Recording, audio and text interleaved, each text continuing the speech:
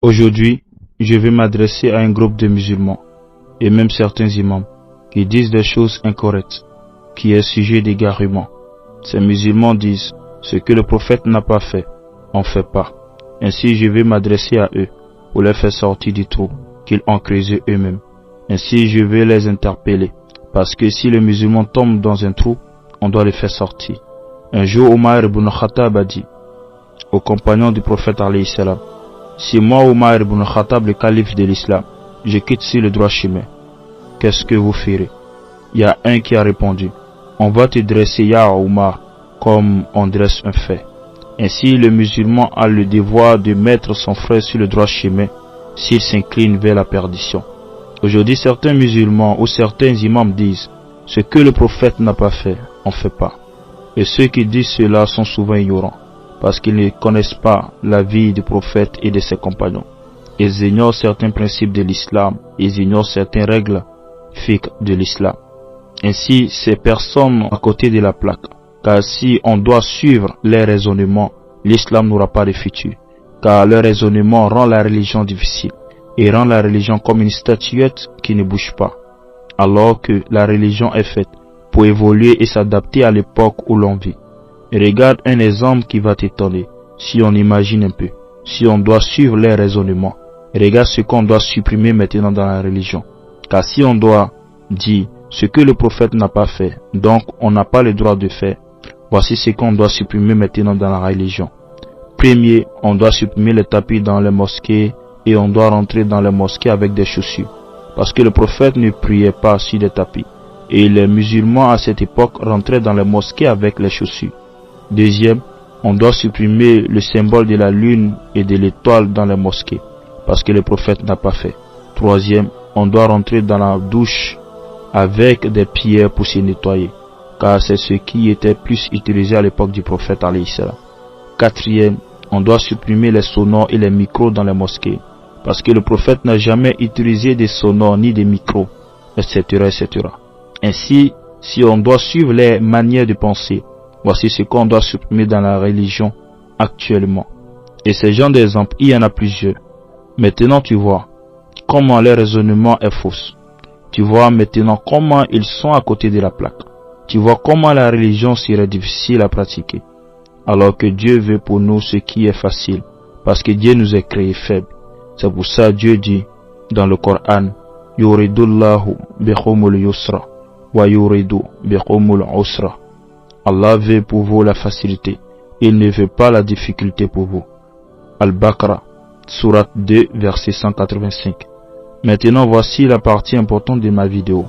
Est-ce que les Sahaba, les compagnons du prophète, ont fait ce que le prophète n'a pas fait? Réponse, oui. Les compagnons du prophète ont fait ce que le prophète n'a pas fait. Et si les compagnons du prophète n'avaient pas fait ce que le prophète n'a pas fait, alors la religion allait être très difficile dans notre époque. Et peut-être le Coran n'allait pas venir à nous. En vérité, les compagnons ont fait ce que le prophète n'a pas fait. Est-ce que tu sais que le Coran n'a pas été rassemblé à l'époque du prophète, mais à l'époque du calife Abu Bakr Siddiq? Ainsi, les Sahaba ont fait ce que le prophète n'a pas fait. Cela s'est passé lorsque le prophète de l'islam est mort. Omar ibn Khattab remarqua que la plupart des gens qui mouraient dans le combat contre les mécréants étaient des personnes qui avaient mémorisé plus le Coran. Ainsi Omar va interpeller les musulmans ainsi que le calife de l'islam Abu Bakr Siddiq de rassembler le Coran. Mais Abu Bakr ne serait pas d'accord au départ. Et l'argument de Abu Bakr était, le prophète n'a pas fait, donc on ne doit pas faire. Et Omar ibn Khattab va l'expliquer avec des arguments solides en disant, c'est vrai, le prophète n'a pas fait. Mais si on ne rassemble pas le Coran, elle risque de disparaître ou manquer, et la génération suivante serait privée de la parole d'Allah. Ainsi, c'était comme Omar ibn Khattab est inspiré par Dieu lui-même.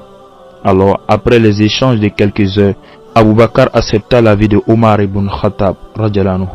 Ainsi, le Coran a été rassemblé et transmis à notre époque. Alors, si les Sahaba se limitaient pour dire, le prophète n'a pas fait, donc on ne fait pas, alors ça serait compliqué à notre époque. Où serait alors le Coran? Comment serait notre vie sans le Coran? Comment seraient les musulmans avec un Coran éparpillé dans le monde? Ainsi, si Omar s'est limité à la parole d'Abou Bakr Siddiq pour dire que le prophète n'a pas fait, donc on ne le fait pas, comme tous les musulmans aujourd'hui qui ont les mêmes phrases dans les bouches, alors on n'aura pas le Coran. Le Coran n'allait pas venir à nous. Alors, qu'est-ce qu'on peut dire maintenant de Omar ibn Khattab? Il a bien agi ou mal agi? Il a rendu la religion difficile ou il a rendu la religion facile? On dira, il a rendu la religion facile. Tu t'imagines un Coran fragmenté et éparpillé dans le monde entier? Enfin bref, on doit dire merci à Omar ibn Khattab de cette bonne innovation. Louange à Allah qui a inspiré Omar ibn Khattab de faire ce que le prophète n'a pas fait. Même Ousmane ibn Affan, lorsqu'il était calife, a fait ce que le prophète n'a pas fait. Et a fait ce que Omar et Abu Bakr Siddiq n'ont pas fait. Tu sais ce qu'il a fait? Il a juste brûlé toutes les copies du Coran et a rendu le Coran un seul volume. Parce qu'on avait plusieurs manières de lire le Coran. Et des personnes non arabes des autres pays étaient converties en islam, avaient du mal à comprendre. Et les gens étaient un peu mélangés face à ça. Ainsi, pour stabiliser la communauté, il a rendu le Coran un seul volume, une seule manière. Et si je t'explique cette histoire, je risque de rendre la vidéo très longue. Du vivant du prophète alayhi salam, le prophète alayhi salam avait interdit aux musulmans de renouveler sa mosquée, ni même de casser et de l'agrandir.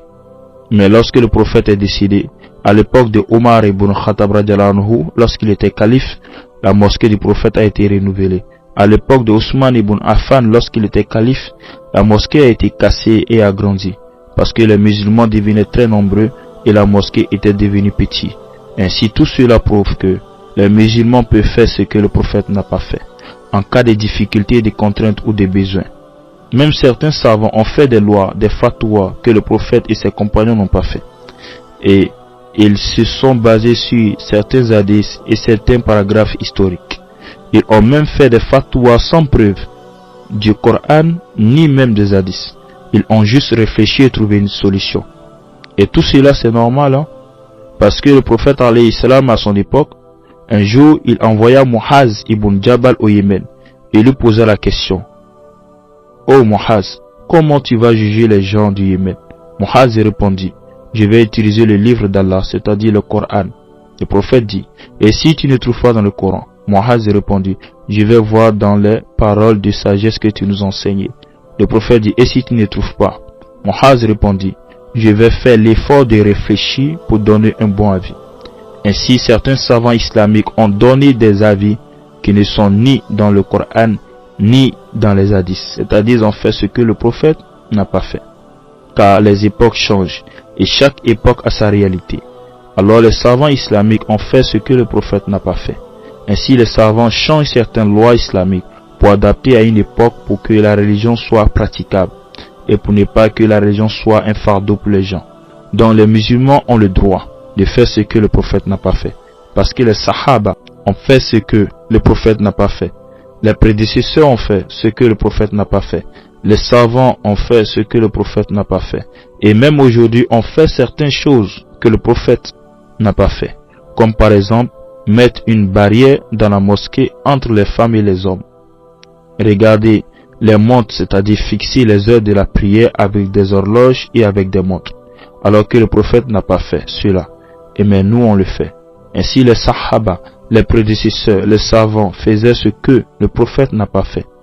Et même dans le Coran, si tu fais la remarque, Dieu établit des lois chez d'autres prophètes et d'autres époques, et qui a fait le contraire dans d'autres époques et d'autres prophètes.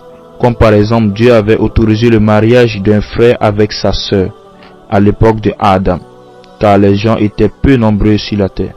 Et à l'époque de d'autres prophètes, et à notre époque, Dieu interdit qu'on marie notre propre sœur et notre propre frère, car maintenant les êtres humains sont devenus très nombreux sur la terre. Ainsi, Dieu lui-même a fait aujourd'hui ce qu'il n'a pas fait dans le passé, à des époques anciennes. Tout cela montre que la religion évolue et change depuis la création jusqu'à aujourd'hui, et que ça ne nous étonne pas que certaines règles changent.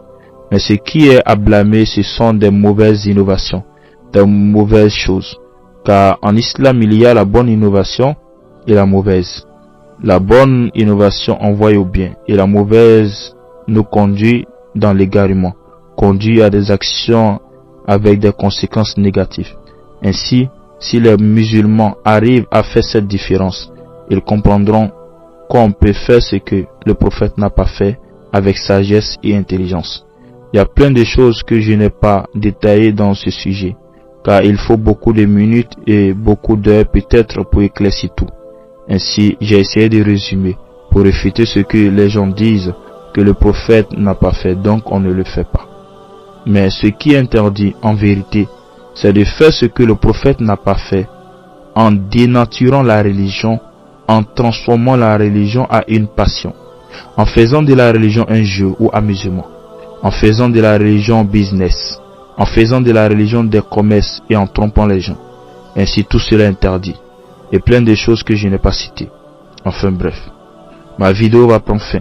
Ainsi, j'interdis toute personne d'expliquer ma vidéo s'il n'a pas compris, de déformer ma vidéo s'il n'a pas compris le sens et le but de ma vidéo. Alors, c'est ici que je vais te laisser pour te dire à la prochaine vidéo, Inch'Allah.